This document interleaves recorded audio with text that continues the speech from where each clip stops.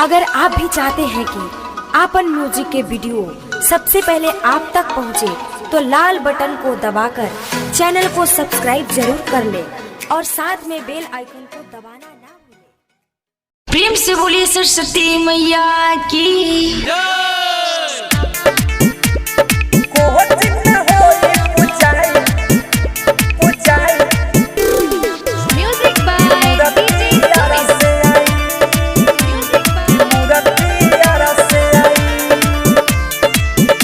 आप सुन रहे रामू सिंह के आवाज में।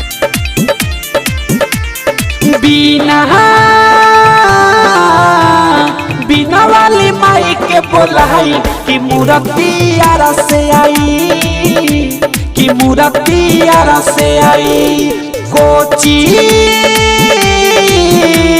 कोचिंग में होई पूजाई कि मूर्ति आरा से आई, कि मूर्ति आरा से आई।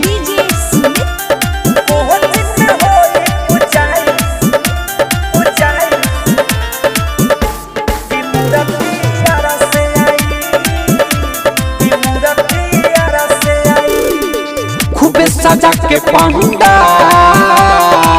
कोइला जाई धमा, बिना वाली मैया के महिमा बाटे कमा।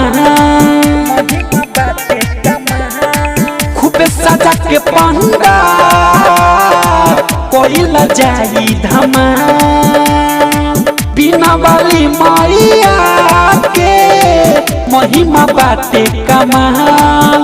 आदे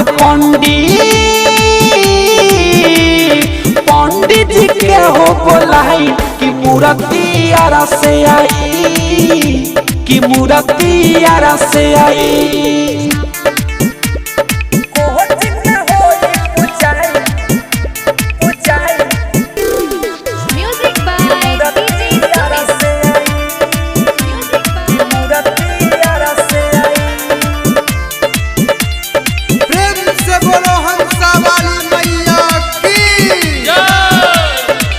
और नासिक के बोलाई कोई 10 समझाई, जाई के हो बकाने डिजली ही बनवाई।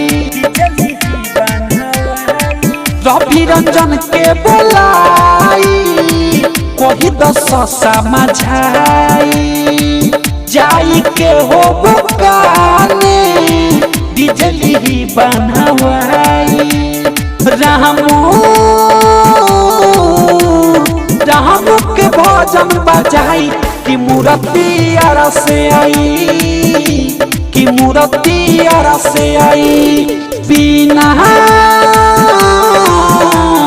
बिना वाली माई के बोलाई कि मूर्ति आरा से आई, कि मूर्ति आरा से आई। संगीत रिकॉर्डिंग स्टूडियो बखरी।